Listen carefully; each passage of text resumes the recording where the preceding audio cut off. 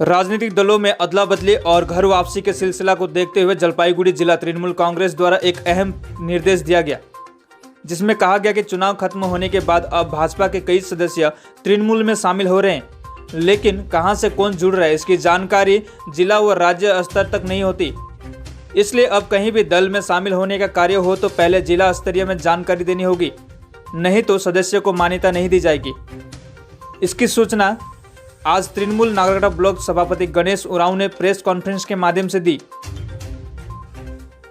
इस सभा में उपस्थित थे ब्लॉक सभापति गणेश उरांव के साथ सह सभापति लतीफुल इस्लाम, महासचिव आजाद अंसारी, पंचायत समिति के सह सभापति सुरेश उरांव, समिति सदस्य असिताबा बोस,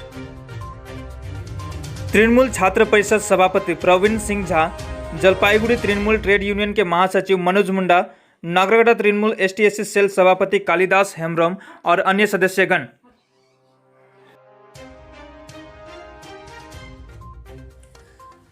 বিষয়টা আছে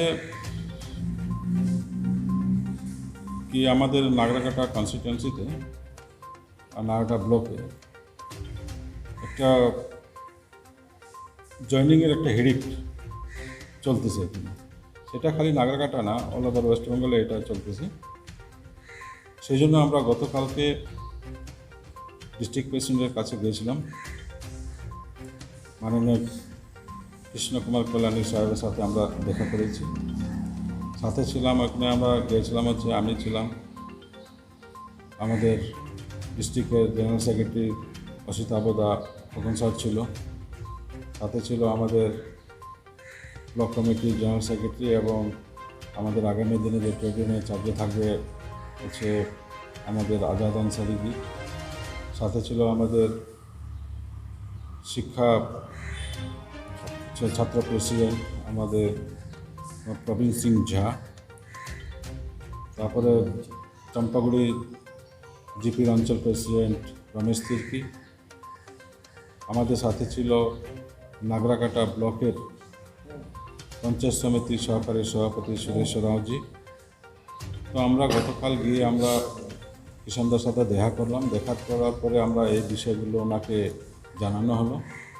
তো ওনার বক্তব্য একটাই কি, যে আসুক, যতই বড় লিডারশিপ আসুক বিজেপি থেকে বা অন্য কোনো পার্টি থেকে, সেটা স্টেট কমিটির নির্দেশ আছে যে কি লোকাল যে ডিস্ট্রিক্ট আমাদের ডিস্ট্রিক্ট প্রেসিডেন্টের অনুমতি ছাড়া, ওনার নির্দেশ যেটা আছে ওটা ছাড়া আর ব্লকের প্রেসিডেন্ট, নাগরাকাটা ব্লক কমিটির প্রেসিডেন্টের মানে কনসাল্ট ছাড়া কিন্তু কোনো লোককে পার্টিতে আপাতত এখন নেওয়া যাবে না।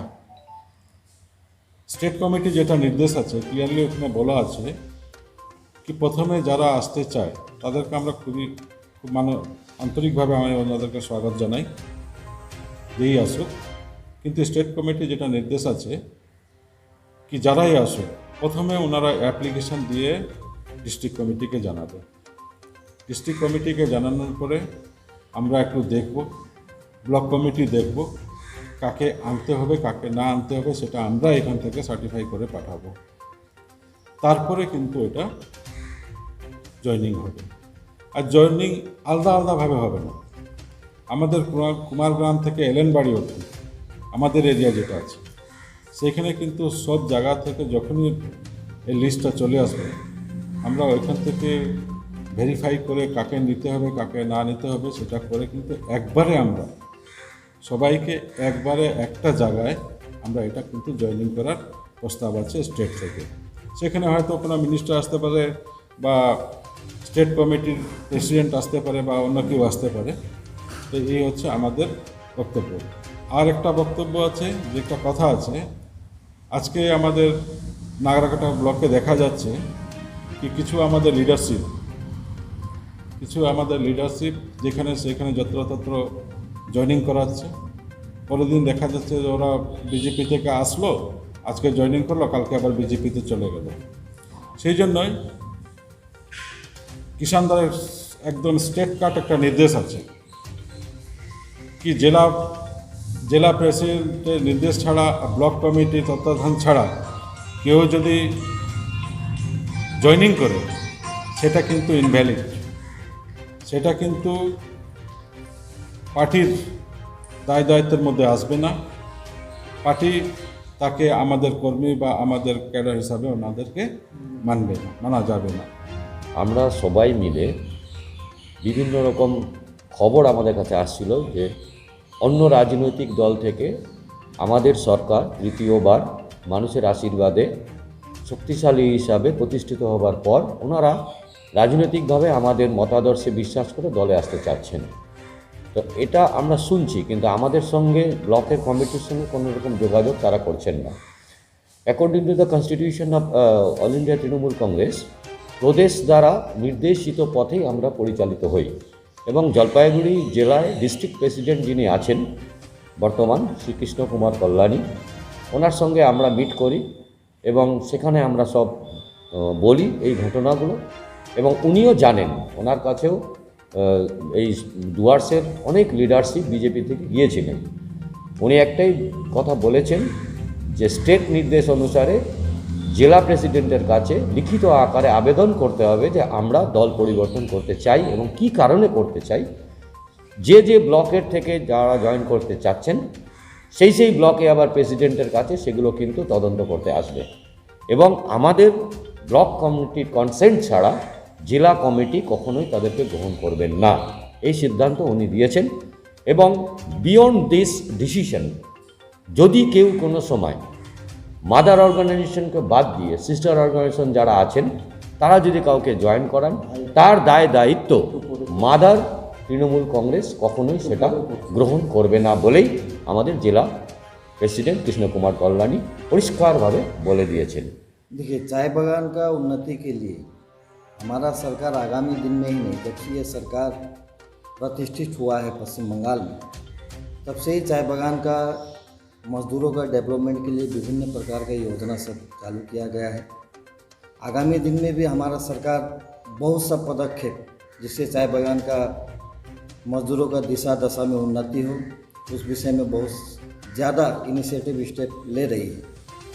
हम लोग आने वाले समय में दीदी का जो योजना सब है, इसका प्रचार, इसका प्रसार और इसका लाभ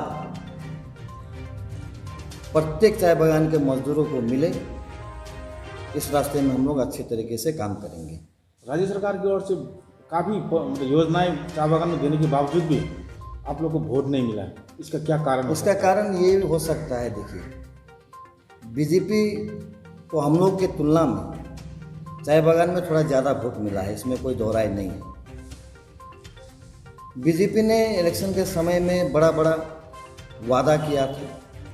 चाय बागान में रहने वाले मजदूर सीधे साधे लोग होते हैं, तो बहकावे में आ गए थे।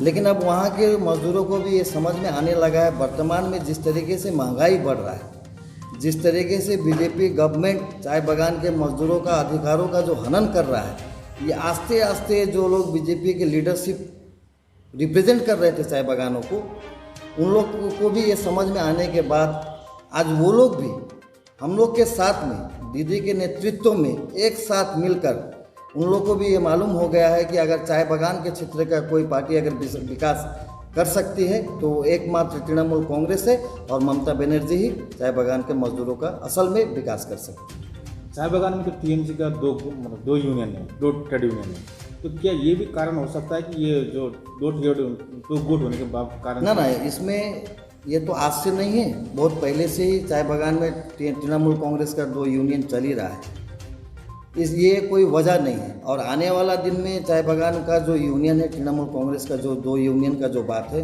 ये दीदी का निर्देश है। पिछले दिनों में हमारे लेबर मिनिस्टर बेचाराम मन्ना जी भी आए थे, उन्होंने TDPW CBTCMA के समस्त सेंट्रल लीडरशिप के साथ में मीटिंग भी किया है, और दीदी ने ये निर्देश भी दिया है कि आगामी दिन में चाय बागान में तृणमूल कांग्रेस का सिर्फ एक ही यूनियन रहेगा।